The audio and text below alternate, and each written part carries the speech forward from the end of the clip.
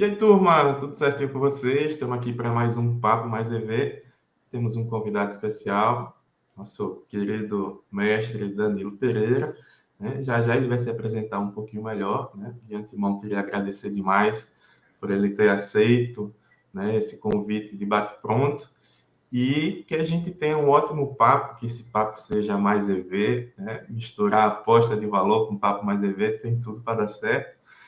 E eu já vou deixar vocês apresentar, Danilão. Eu quero que você se apresente do jeito que você quiser, né? Quem é Danilo Pereira por Danilo Pereira? Eu sei que muita gente te conhece, mas por suas palavras, né? Quem é esse cara de barba aí que está na vida de tanta gente aí nas apostas esportivas no Brasil e no mundo?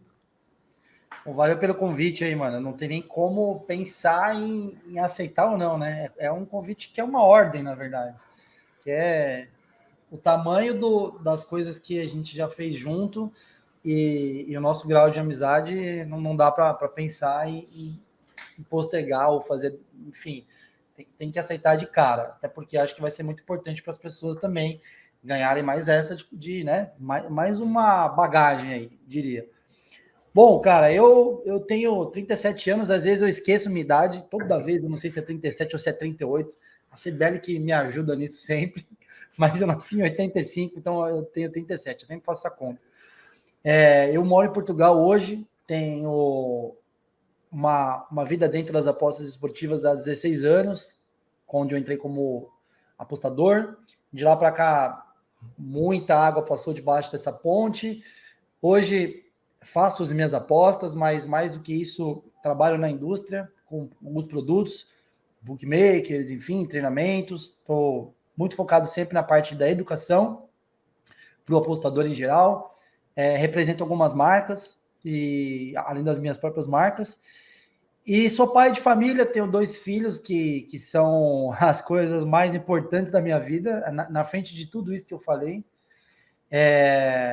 Tenho uma esposa linda, maravilhosa, sou um cara muito feliz, porque sou um cara muito realizado, tanto na minha vida profissional, como na minha vida pessoal. Então acho que isso resume bem. Muito bom, valeu, Danilão.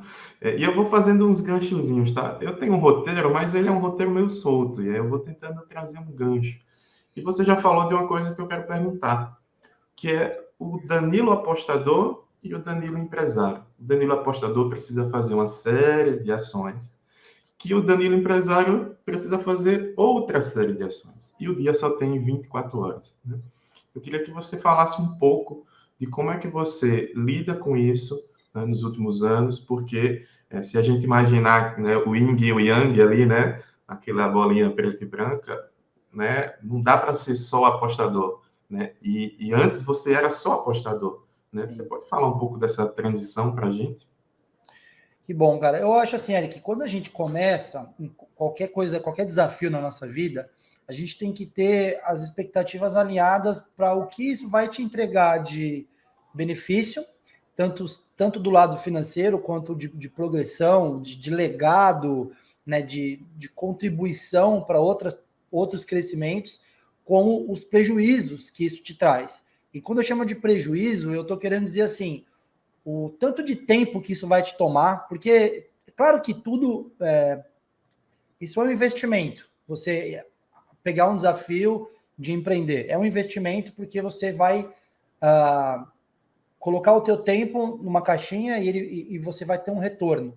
Só que também tem a perda de tempo. Por quê? Porque para a gente chegar lá, a gente demanda de abrir mão de outras coisas. Então eu perco tempo também, não é só o tempo investido, também tem parte do tempo que não volta. E isso é um desafio que eu lido hoje muito melhor do que eu lidava antes.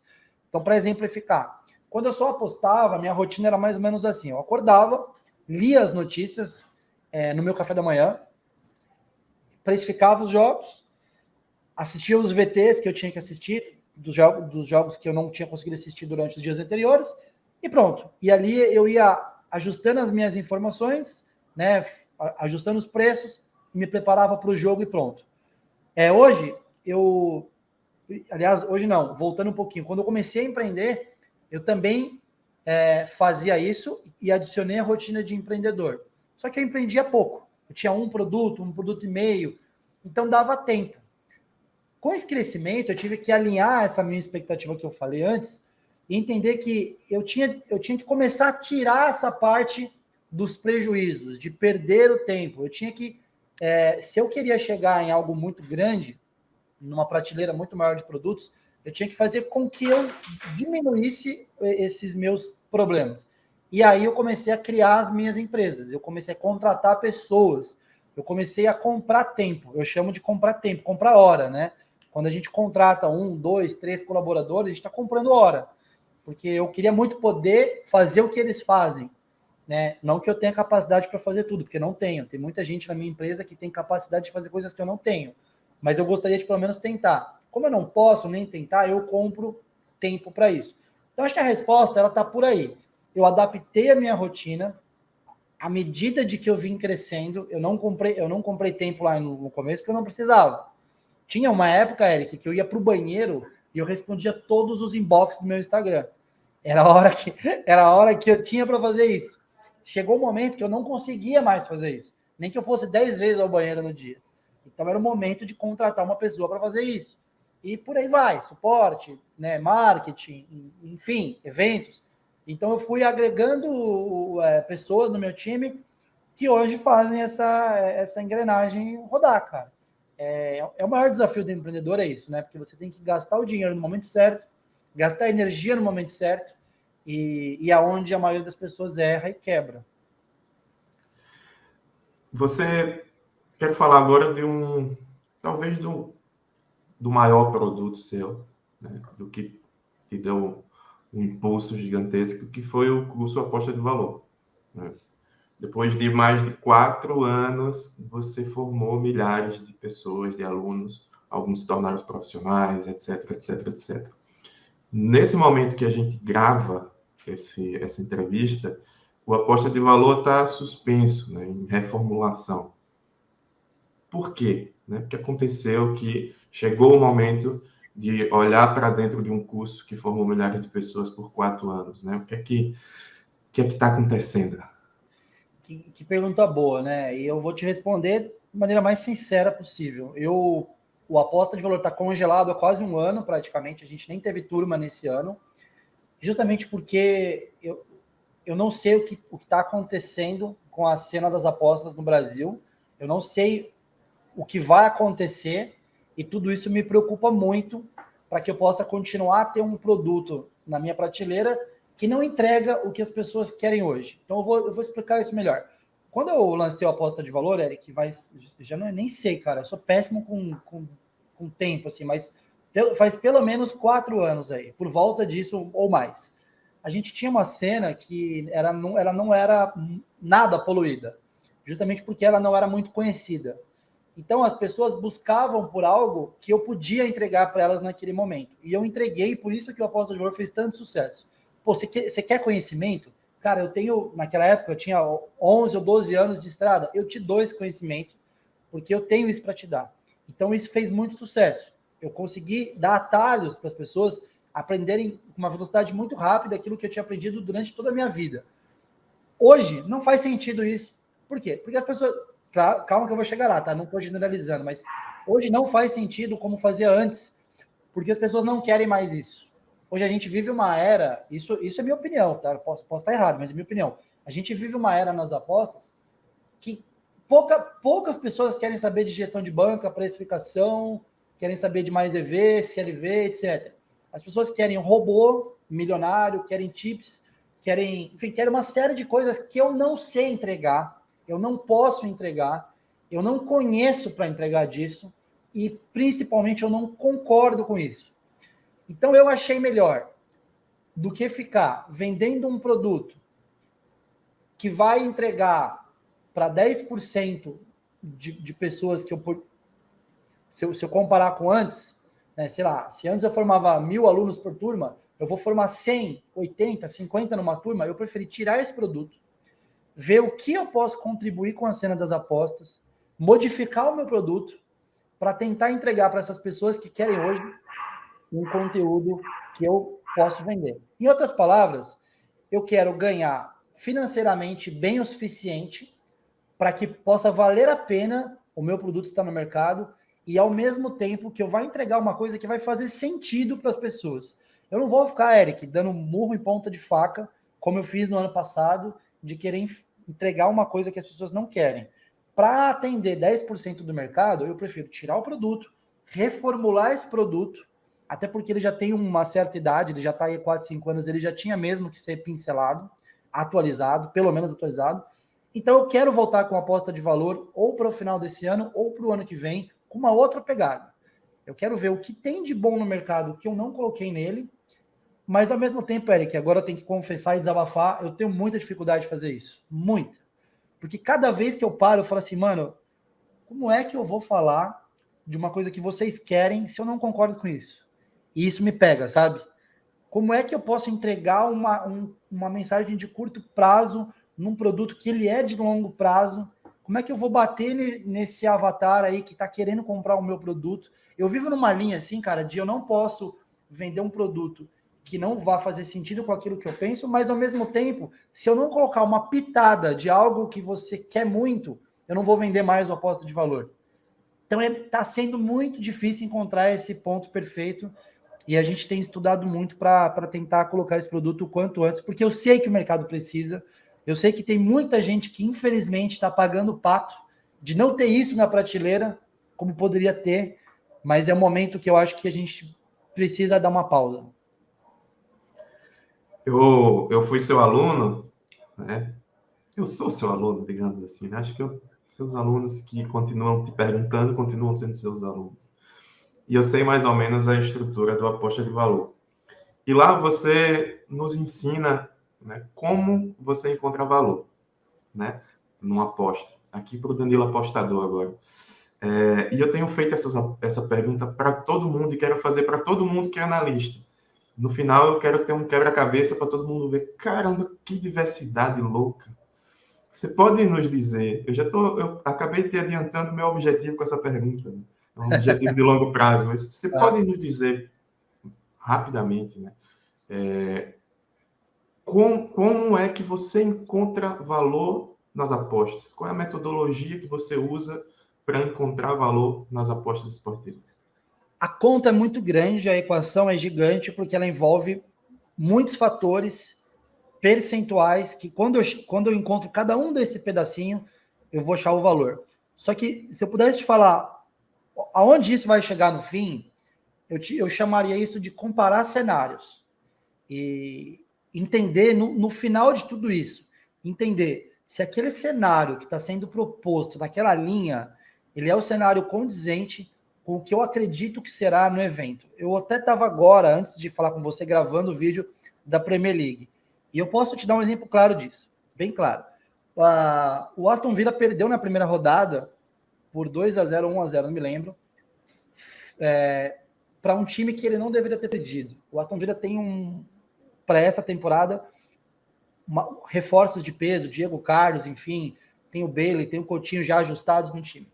Ele vai enfrentar o Everton, que vendeu muitos jogadores nessa temporada, inclusive o Richarlison, enfim, e para mim o Everton briga para não cair esse ano, mesmo com outras equipes teoricamente mais fracas. E a linha desse jogo é menos 0,75 para o Aston Villa, pagando bem alto.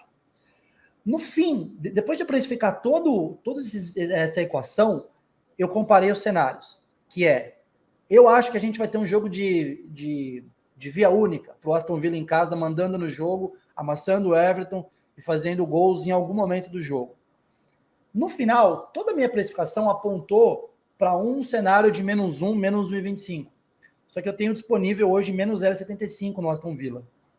Então, acho que precificar, Eric, é você somar vários fatores, entender qual que é o resultado destes fatores e comparar o cenário no fim das contas. Eu comparei o cenário do menos 0,75, que é o que eu tenho disponível, com o cenário que eu acho que deve ser, que é um cenário de um time amassando o outro no menos 1. Então, isso para mim é achar o valor. Danilão, a todo momento as casas de apostas bombardeiam, né, o apostador para agir por impulso, para agir por emoção. A todo momento, né, um bom profissional com né, que educa as pessoas disso. Você precisa agir por razão e não por emoção. Como é que faz para superar esse agir por impulso? Qual é o melhor caminho, né, que um apostador pode ter para inibir esse impulso da emoção e começar a racionalizar mais para fazer suas apostas? Eu acho que só existe um caminho, ele é único. Eu, pelo menos, não conheço outra forma, que é você se agarrar na sua metodologia. Por mais batido que isso seja, por mais clichê que isso seja, eu tenho uma aula que eu desenho na lousa, como se fosse mesmo um fluxograma do que o teu cérebro tenta fazer no momento que ele é questionado numa questão emocional. Então, assim, se você não sabe o que fazer, existe uma tendência gigante de você atender o lado emocional, o seu coração, no caso. Então, vamos dar um exemplo aqui, tá? Você está cobrindo, você tá com uma aposta aberta lá no -1, handicap asiático. Tá muito próximo de você, e tá 1-0 para o seu time esse jogo. Você tá no cenário de void. Tá muito próximo ali do seu time tomar um gol e ficar 1-1 e prejudicar a tua aposta. Quando você tem método, e método aqui que eu digo experiência, enfim, uma série de questões técnicas, você sabe que em algum momento você vai ter que fazer essa cobertura ou no over, ou no adversário, ou no correct score. Então, se você sabe o que você tem que fazer, a chance de você se desesperar e fazer uma cagada é muito pequena. Quando você não sabe, existe uma tendência muito grande de você consultar o teu coração. E o que é o consultar o coração aqui? Putz, cara, eu acho que não vai fazer o gol, porque assim, eu conheço de Premier League, entendeu? Isso aí já aconteceu a Premier League inteira, não vai segurar. E o zagueirão tá cansado, mas ele... Então você entra num achismo e você se apoia mentalmente numa decisão que não é técnica. Quando você tem o método, você fala assim, cara, tá com uma cara de que o que eu fizer agora não vai funcionar. Porque não precisa cobrir, mas eu vou cobrir, porque o meu método me mostra que existe uma chance desse meu time aqui tomar um gol no minuto 88, 89. Ainda que meu feeling diga que não. E aí você cobre. Então, acho que só tem um jeito, cara, de você controlar seu coração, é você sabendo o que fazer. E aí, Ericão, eu digo que isso é para a vida. Eu digo que isso é para a vida, né? Desde você vai passear em algum lugar, vai fazer uma viagem, vai tomar uma atitude num namoro, num casório. Se você sabe o que fazer, uma chance muito grande de você não fazer errado. Se você está na dúvida, nunca fez aquilo antes, né? Por que os novinhos estouram muito a banca? Não dá nem para culpar o cara, velho. O cara não sabe, tá a menor ideia do que ele tá fazendo ali. Claro que ele vai agir no coração, né? Então eu acho que passa muito nisso. Maravilha. Gestão de banca. Também, como precificação, é absurdamente diverso. O que deu certo para você na lata, assim, ó? Pô, fiz isso ou faço isso, e deu certo, e é aqui que eu vou. Para mim, o diferencial aí é o stake level. Né? Para mim, eu comecei fazendo apostas de unidade fixa, tudo para mim era uma unidade, e até o momento que eu entendi que não, na minha matemática, no meu perfil, não agrega e não encaixa. Então, quando eu mudei para o stake level, eu apanhei muito, perdi muito no começo, né? Sangrei bastante, e depois eu consegui saber o quanto colocar em cada jogo. Isso para mim foi diferente, tá? E dividi minha banca em 50 unidades. Lembrando que as unidades vão de acordo com o teu volume, né? Ah, o Danilo está dividindo em 50, eu vou dividir a minha em 50 amanhã. Não. Quantas apostas você faz por mês? A minha média de aposta é de 60 a 65 apostas no mês. 50 unidades está tranquilinho para mim no meu stake de meia a 3 unidades. Agora, se tu segue 6 tipsters e tem 200 apostas, irmão, vai dividir em 1.000 unidades essa banca aí. Danilão, como você determina se o resultado de uma aposta sua foi boa ou ruim? Na lata também. Pós-jogo e pós-jogo em longo prazo, tá? Por quê? Vou usar um exemplo bem claro aqui. O pessoal estava falando na semana passada que o Haaland não ia ser jogador de Premier League, porque o City fez um amistoso com o Liverpool e o Haaland perdeu 2 gols na cara do gol. E eu vi muita gente falando, muita gente próxima de mim falando, não vai dar certo na Premier League. Cara, assim, é tão bizarro isso, cara. E infelizmente a gente vê isso o tempo todo. A gente precifica o over, o jogo não dá 3 gols e você é um animal, um burro. Então não é por aí, cara. É o pós-jogo e é o pós-jogo com volume. É o pós-jogo depois de 2, 3, 5 rodadas. Aproveitou que você usou esse termo agora para responder essa pergunta. O que é longo prazo para você nas apostas esportivas? Longo prazo é a verdade, porque a verdade é o que te mostra se o que você está fazendo está coerente ou não. Então, por exemplo, longo prazo é eu olhar o resultado do meu método de over e under daqui a 6 meses. Por que 6 meses? Porque provavelmente em 6 meses eu vou ter tempo, horas giradas no reloginho, mais volume. Então não adianta ter 6 meses e 3 apostas. Sim, 6 meses com 100, 150 apostas. É quando eu olho quando eu pego, sabe quando você segura o scroll do mouse e arrasta para cima e para baixo, que faz assim, assim. Então quando eu pego os meus monte de pontinho e abro isso, eu vejo se eles estão acumulados no green ou no red com o tempo, né? Porque se eu não fizer isso, eu vou olhar uma semana para trás. E aí, irmão, pode dar 10 reds que tá tudo certo. Ou pode dar 10 greens que tá tudo certo também. Muito bom. Já estamos no ritmo, né? Já passamos da metade da nossa entrevista. Espero que você esteja gostando, tanto você, Danilão, quanto quem está assistindo a gente. Eu tenho um amigo para te apresentar, ele não conhece as apostas, tá? Eu queria dizer bem assim para ele, bicho, você está com uma referência internacional aqui do seu lado, e ele vai te dar 3 dicas para você economizar muita energia.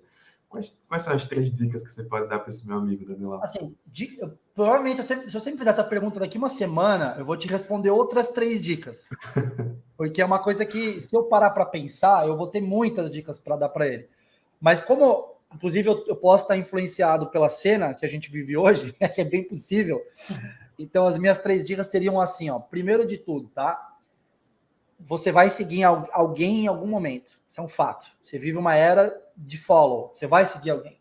Então, avalia essa pessoa antes de você seguir. Vai olhar o histórico dela e vai olhar o que ela fez para as apostas de verdade.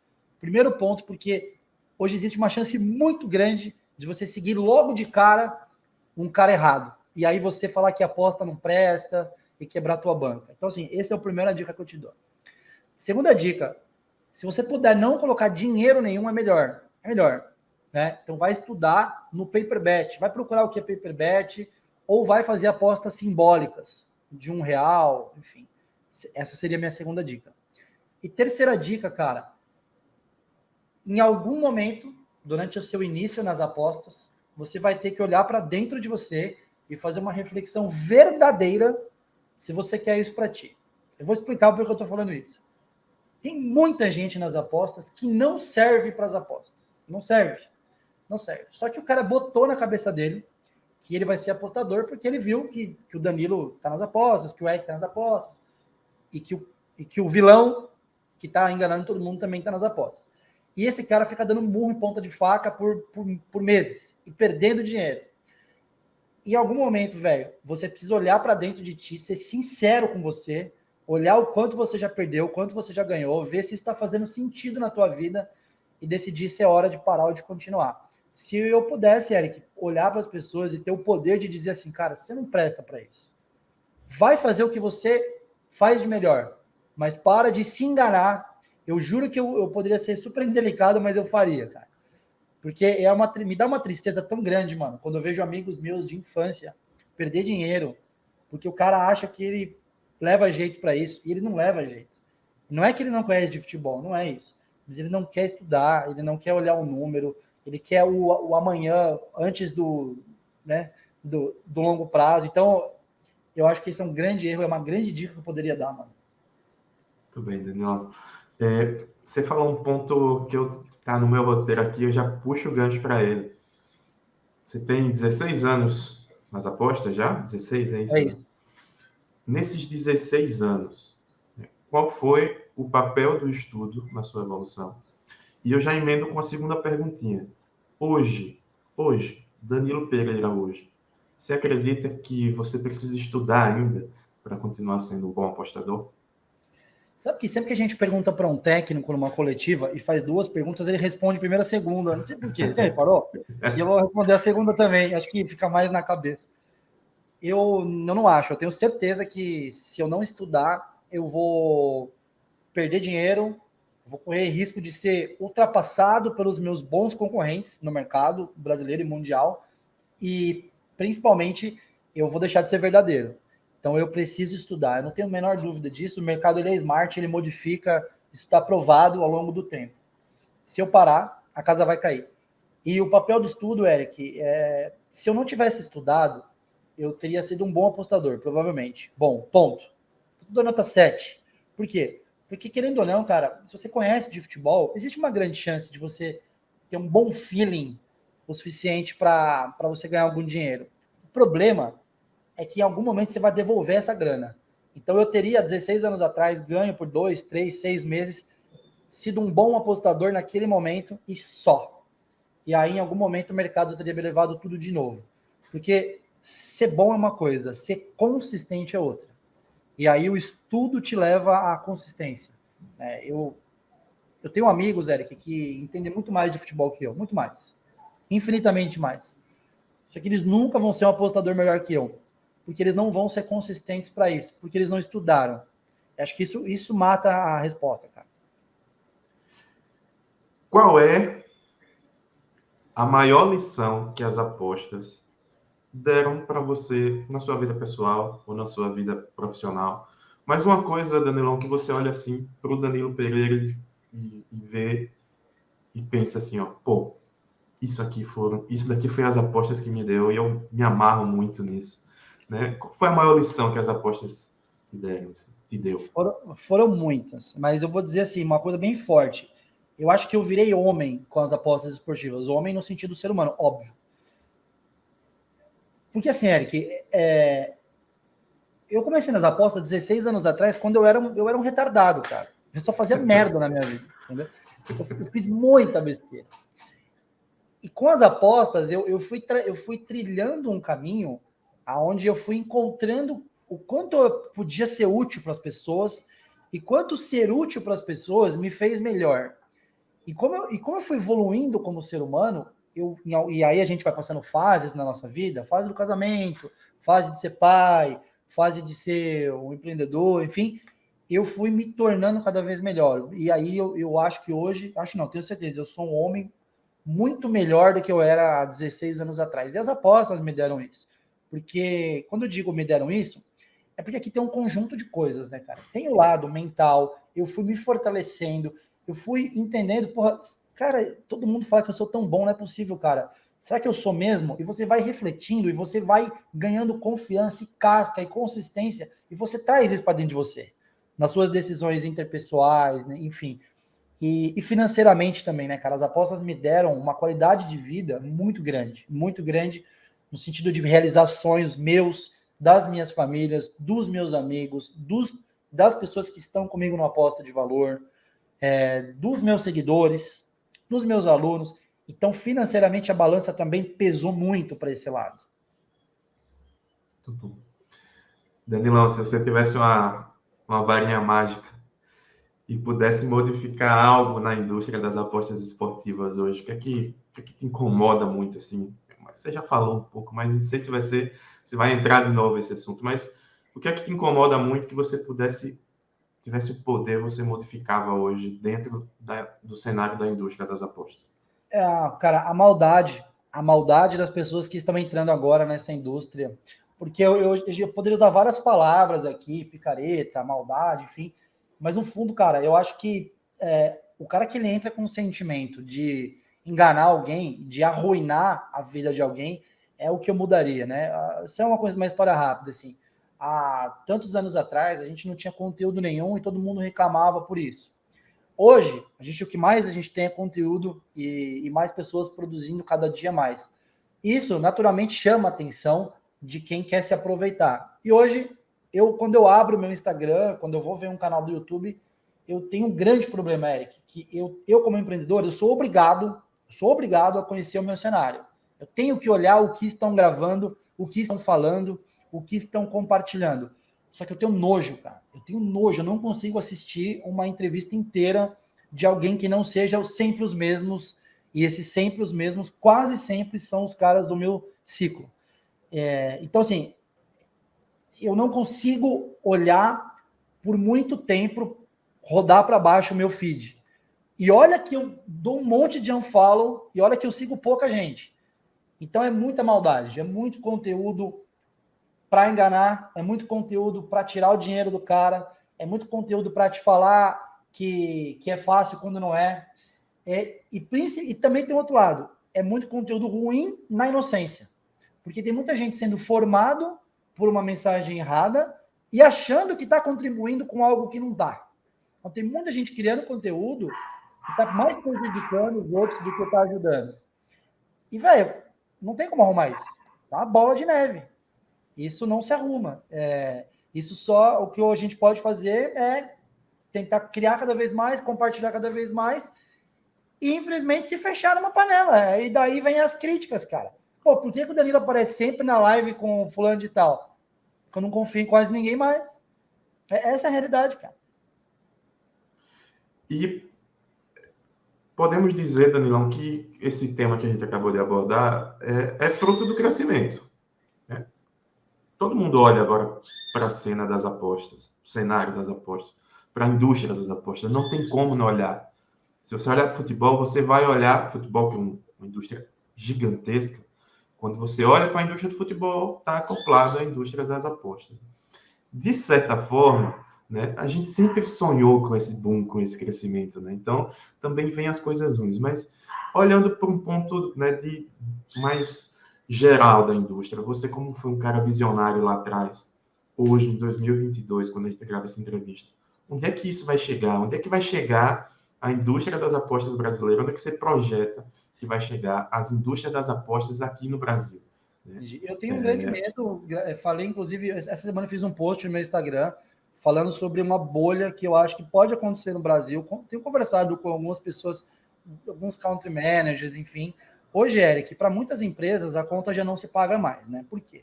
Quando você chega no Brasil e você coloca a tua marca na camisa de um time e ok, você tem 200 milhões de brasileiros para fazer uma aposta. Só que quando você está olhando para o lado e você está agora concorrendo com 200, 300, 500 marcas, todas em camisas de time, todas com publicidade muito, muito espalhada em todo lugar, como você disse, você abre o olho, você está vendo uma casa de aposta. Em algum momento eu acho que isso pode não, está dando conta de recado de que não se paga mais a conta. O que eu quero dizer com isso?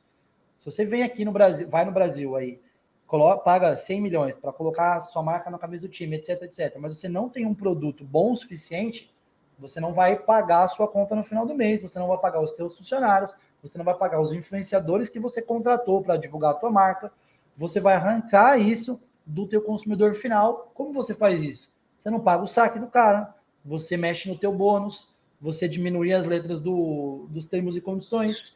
E eu vejo isso acontecendo. É óbvio que eu não vou falar quem aqui na live, nessa gravação, mas o apostador sabe que a marca que ele seguia 1 ano atrás já não entrega a mesma qualidade de antes. Por quê? Porque ele já vive num cenário de canibalismo, né? E são vários fatores que levam a isso. Um deles é a velocidade de que se cria uma marca, que se levanta uma white label. Hoje, se você instalar o dedo e pagar X, você está com uma marca capturando clientes. E isso no mercado que não tem regulamento é muito difícil, é muito canibal. E ainda mais num país que tem uma moeda tão fraca. Hoje, com 10 mil euros, você anuncia o teu time em qualquer camisa. Com 10 milhões de euros em qualquer camisa. Você compra qualquer coisa. Você põe outdoor em qualquer lugar. Não tem um fair play para isso. Então, quem tem muita grana... Aliás, quem tem pouca grana tem muito no Brasil. Né? E aí se vive um momento difícil da indústria, dos influenciadores, como eu falei um pouquinho antes, e dos apostadores, Eric. Porque são 3 pontos aí.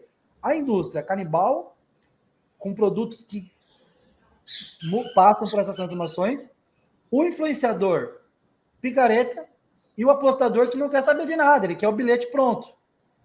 Ou seja, é muito difícil entrar nesse sistema. É muito difícil eu, na verdade, me adaptar a esse sistema. Não que o cara que esteja assistindo precisa concordar comigo. Às vezes o cara fala, mano, eu quero o bilhete pronto e pronto, tá tudo certo. Legal. Eu não consigo entrar nesse sistema. Cada vez mais eu me choco com isso, sabe? Pode ser que eu esteja com um ponto de vista diferente, Fábio. Pode ser também. Mas eu não concordo, cara. Danilão, se encaminhando para o final da nossa entrevista, agora eu vou voltar um pouquinho na aposta de valor, não no curso, mas na empresa, porque eu quero saber se o Betmaster é o seu xodó, nisso tudo que você já Ele é meu construiu. xodó. Ele é meu xodó porque ele tem uma parte humana que nenhum produto meu tem, né? Por mais que eu tenha contato com meus alunos no aposta de valor, eu não abraço ninguém, eu não tiro foto, eu não ligo, eu não vou tomar cerveja, eu não vou tomar água, eu não vou comer lá numa macaxeira. Então, quando eu tenho um produto que une todo mundo, e aí essa é a parte humana, e eu tenho um produto com potencial, acho que de todos os produtos que a gente tem, esse é o maior potencial, sem dúvida, ele é meu xodó, sem dúvida, cara. E a última pergunta, Danilão, você já passou por ela em alguns momentos, mas agora deixando ela bem clara, assim, qual é o futuro, né? Onde é que você quer chegar, né, no futuro com as apostas com a empresa, né, com a aposta de valor, né, com toda uh, essa empresa grande, é muito grande sua empresa, né? Você criou um monstrinho para o nosso cenário das apostas, no bom sentido, né? E onde é que isso vai parar? Quais são os seus planos? O que é que você pensa para o futuro, né, para o seu negócio, para todas as marcas, todos os produtos que você criou? Na minha cabeça, né, eu olhando de fora, posso falar para você que eu enxergo isso, que você está se reinventando a todo tempo, né? Mas quais são as suas projeções para o futuro? Assim, o que é que você imagina para o seu trabalho, para o trabalho da sua empresa daqui a alguns Eric, anos? é assim, a gente vive hoje um cenário que não tem regulamento, então é muito difícil eu conseguir construir um roadmap para os próximos 5, 10 anos, que é o que eu gostaria de ter. Eu gostaria de poder, assim como todas as empresas multinacionais fazem, eu gostaria de, na minha humildade, sentar com a minha empresa e desenhar um roadmap assim, daqui a 2 anos eu quero estar com um faturamento X, Y, Z em cima de tal produto, em tal linha, com esses colaboradores, etc. Mas eu não tenho como fazer isso porque a gente não vive um cenário que te dê mínima segurança para tal. Então, o que eu me preocupo em fazer e o que eu vislumbro sempre é se manter com produtos de qualidade na maior prateleira possível do cenário brasileiro. Essa é a minha preocupação. Pô, eu quero ter um produto de educação, então eu vou reinventar o aposta de valor. Eu quero e eu acho que eu preciso ter um encontro dos apostadores, então eu vou levar o Betmasters no maior nível possível. Pô, cara, eu quero ter um fórum de apostas, eu vou fazer o Arena Mais EV progredir do jeito que ele é. Então esse é o meu maior objetivo como empreendedor, é pegar tudo que eu tenho e manter ele nos mais altos degraus das mais altas prateleiras. Porque em algum momento que eu possa ter alguma certeza do tipo, olha, agora é hora de fazer o seguinte, pegar esse fórum e transformar ele numa máquina, porque eu tenho como fazer isso, eu tenho garantias de que eu posso construir um portal igual o Globo.com das apostas. Porra, daí eu vou fazer isso. Então, enquanto eu não tenho a solidez, eu só quero me manter no alto. E é o mais difícil. É o mais difícil. Você não me perguntou isso, mas eu vou te responder. Se manter é muito mais difícil que chegar. Muito mais. Você acredita que eu tomei banho, né? Passei perfume para vir fazer essa entrevista. Você acredita que quando eu estava tomando banho, eu pensei nessa pergunta? Se manter é mais difícil do que chegar lá? É muito mais, cara, porque Eu não fiz, mas eu pensei nela. chegar, você vai estudar, vai passar por uma série de coisas, vai provar para um monte de gente, vai provar para você mesmo, e você chega. A estrada, quando tem um fim, a estrada você vê aonde que você quer chegar. É muito mais fácil pegar o carro, dirigir até algum lugar. Você faz um plano para isso, cara. Você põe gasolina, você pega um avião, você vai. O problema é quando você chega, você não sabe até onde mais você tem que dirigir, até onde você tem que estar, o que vai mudar, o que não vai, quais são as pessoas que têm que continuar do teu lado, quais são as pessoas que você tem que tirar da tua vida. Então é muito mais difícil continuar. E detalhe, cara, você ganha uma série de admiradores e etc. Mas você ganha muita gente que tem inveja de você, você ganha muita gente que quer te derrubar, você ganha, infelizmente, tem em todo lugar, e não é diferente comigo. Então é mais difícil se manter, mano, sem dúvida nenhuma, velho. Danilão, Não tenho nem palavras para agradecer você. Muito obrigado, né? Eu acho que foi de mais. Eu tenho quase certeza que foi mais EV, né? Nosso público, né, vai nos ajudar a responder, né? Então, um papo muito rico, muito grande, né? Com muitas nuances, com muitos detalhes, com muitos temas, né? E eu espero que o público consiga tirar lições, né, desse nosso bate-papo. Muito obrigado. Deixo com você agora, né, as palavras, né, para encerrar esse nosso programa. Então, quem quiser, quem não segue ainda o link do trabalho do Danilão está aqui nos comentários, né, como todos os convidados. E eu deixo você encerrar o nosso programa, né, mandando uma mensagem aí para todos. Muito obrigado, Danilão. Saúde, paz, sucesso na sua caminhada, né? Além de um eterno aluno, de um admirador, né? Eu sou um grande torcedor aí, né? Fico torcendo para que tudo que você faça dê certo. Até porque eu pego a coroninha de vez em quando, né? E aí a gente Eu ia falar isso. a gente faz uns trabalhos juntos e enfim, quanto para mim, por exemplo, né, quando um Betmaster dá certo, não só, né, por você me convidar, mas para mim é melhor que um Betmaster dê muito certo do que uma outra coisa muito estranha nas apostas, que tem um poder enorme também de certo. Então, para mim, né, quando a sua filosofia vence em algum espaço, para mim é importante, porque, né, eu sou filho dela também, né, eu sou seguidor dela também. Então, isso é muito importante Eu para mim entendo muito bem isso, velho. profissionalmente falando, né? Então eu tenho que posicionar, né, o meu trabalho, a minha marca em algum lugar também. Se eu ficar, né, nessa cena achando que tudo é igual, eu também me lasco, né? Então eu preciso me posicionar. Mas enfim, né? Danilão, a palavra é sua para encerrar esse bate-papo nosso. Não, eu só tenho para te agradecer o convite. Passou rápido pra caramba, né, cara? Parece que eu falei tipo 15 minutos, já falei 42 aqui. Cara, eu entendo muito bem o que você falou e vou usar uma coisa que uma vez um amigão meu me falou assim, cara, Dampé, você tem que ficar rico. Daí eu falei, por que eu tenho que ficar rico? Ele falou, porque eu preciso de amigos ricos. Daí, naquela época, eu não entendia o que ele tinha falado para mim. Mas ele quis dizer mais ou menos o que você me disse. A questão aí não é financeira. É uma questão de que quando você traz alguém para o teu mundo, de alguma maneira, seja com conteúdo, seja com financeiramente, seja com... Cara, você pega o cara pelo braço, você vê numa carona boa com ele, né? E do mesmo que você precisa de mim, eu preciso muito de você, porque cada vez mais, cara, a gente tem que se fechar e se blindar. Eu falei muito disso na minha palestra no Bet Masters, e andar com as pessoas que são de verdade. Eu tenho muita dó, muita pena em falar isso, que infelizmente eu nego muitas lives, muitas calls, muitos quadros, muitas coisas, porque para eu fazer alguma coisa com alguém, eu tenho que olhar se essa pessoa hoje faz alguma coisa de séria. E quando a gente tem várias pessoas sérias fazendo o mesmo, fica tudo mais fácil. Então eu tenho o maior orgulho de você, Eric, não só pelo ser humano que você é, aí eu não preciso nem falar nada, né? Daí você sabe a minha opinião, mas pelo apostador que você se tornou, pelo influenciador, enfim. E para mim, cara, formar um aluno e ver esse cara nadar de braçada é uma parada surreal, né? Você é professor, sabe bem do que eu tô falando. Você pega um cara que você ensinou alguma vez, esse cara ensinar outras pessoas, isso é um legado, né, cara? Isso é você plantar uma semente e ver uma colheita ali na frente. Então eu te agradeço. Parabéns pelo programa, que venham muitos mais outros aí. Me chama de novo que eu venho, hein, mano? Valeu, obrigadão, gente. Um beijo no coração de todos. Espero que vocês curtam bastante esse bate-papo e os próximos. Valeu. Abraço, Danilão. Tamo junto. Valeu.